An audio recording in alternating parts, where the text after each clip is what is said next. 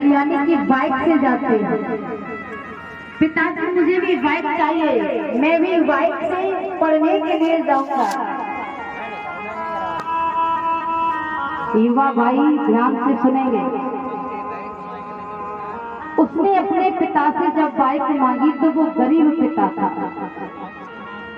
दिन रात मजदूरी करता था, जो भी धन मिलता था उसको अपने बेटे की पढ़ाई लिखाई में खर्च कर देता था। जो भी कमाता था, खुद अच्छा पहनता नहीं था, अपने बेटे को पहनाता था। स्वयं अच्छा भोजन नहीं करता था, अपने बेटे को खिलाता था। स्वयं कहीं घूमने नहीं जाता था, अपने बेटे को हर जगह घुमाने के लिए पैसे दे दिया करता था। जब उस बेटे ने अपने पिताजी से कहा कि पिताजी मुझे बाइक चाहिए, उस पिता ने कहा बेटा अभी मेरे पास इतना धन नहीं है, तुम थोड़ा रुक जाओ, कुछ समय बाद में पैसे जुटा लूंगा तब तुमको बाइक दिलवा दूंगा। बेटा झुंझला उठा, गुस्से में आकर कहने लगा अगर आपने मुझको आज बाइक नहीं दिलाई तो मैं इस घर को छोड़कर बाहर चला जाऊंगा, मैं इस घर में ही नहीं रहूंगा। और आजकल के युवा भाई ऐसा कर भी देते हैं।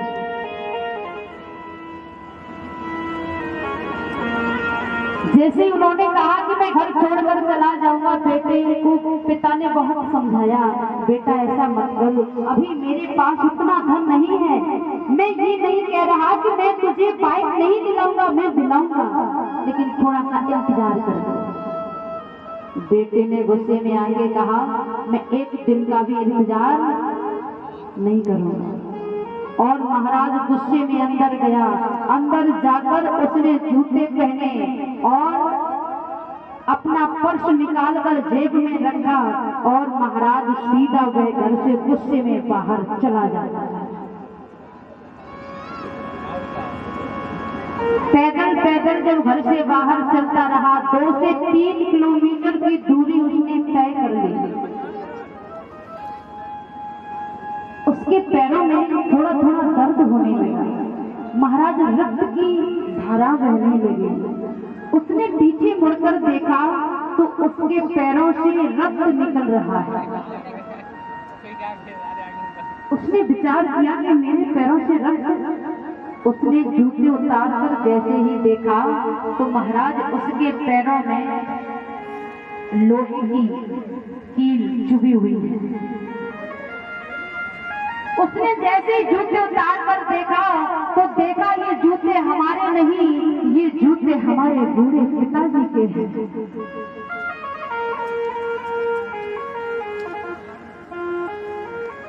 उसके दिमाग में वो बात आई कि मेरे पास 4 जोड़ी नए नए जूते रखे हैं, 2 जोड़ी चप्पलें रखी हुई हैं, लेकिन मेरे पिताजी की ऐसे जूते इतने पुराने, इतने फटे हुए, जिनमें कई जगहों पर लोहे की कीलों से वो टके हुए हैं।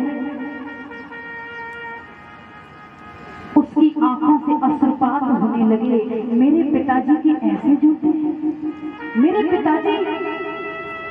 पिताजी के पैरों में भी ये कांटे चुभते होंगे, मेरे पिताजी के पैरों में भी ये कीले लगते होंगे।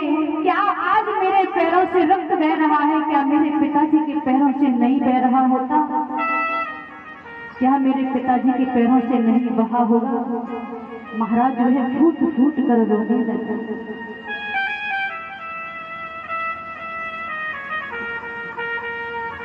उसने वो जूते वहीं पर छोड़ दिए और उसने कहा अब मैं ऑटो में बैठकर अपने घर वापस जाऊंगा। और उसने पर्स को चेक किया, अपना पर्स निकाला और महाराज देखा कि इसमें पैसे हैं कि नहीं किराए के लिए। तो जैसे ही उसने पर्स खोला महाराज, तो वो पर्स भी उसका पर्स नहीं था, उसके बूढ़े बाप का पर्स था। उस पर्स में कुछ पर्चियां रखी हुई थी और वो पर्चियां कुछ ऐसी थी, एजेंसी पर उस बूढ़े बाप ने अपने स्कूटर को, पुराने स्कूटर को गिरवी रख दिया और कहा कि आप मेरे स्कूटर को रख लीजिए और जितने पैसे हो उतने पैसे में आपको हर महीने देता रहूंगा किस्त के रूप में, लेकिन आप मुझको मेरे बेटे के लिए एक बाइक दे दीजिए। उसमें वो सारी तारीखें सारी डेटें निश्चित थी। उस बालक ने जैसे ही वो फर्श देखा, अब तो वो वहां से पैदल लड़खड़ाता हुआ कभी गिरता है तो कभी उठता है, वह दौड़कर अपने घर पहुंचा। जैसे ही घर पर पहुंचा तो वो लाचार बूढ़ा बाप बैठा हुआ था, उसकी आंखों से अश्रुपात हो रहे थे और महाराज उस बेटे ने जाकर अपने पिताजी को बाहों में भर लिया और फूट फूट कर रोने लगा और कहने लगा, हे पिताजी, आपकी इतनी बुरी दशा, आपने आज तक अपनी इस हालत के बारे में मुझे क्यों नहीं बताया? हमने आपसे चाहे 1000 रुपए मांगे हो, आपने मुझे 1000 की जगह आपने मुझे 1500 मांगे तो आपने मुझे 2000 ला के दिए। पिताजी, आपने मुझे कभी मना नहीं किया। एक बार आप अपनी इस दशा को तो मुझे बताते कि मेरी ऐसी दशा है बेटा।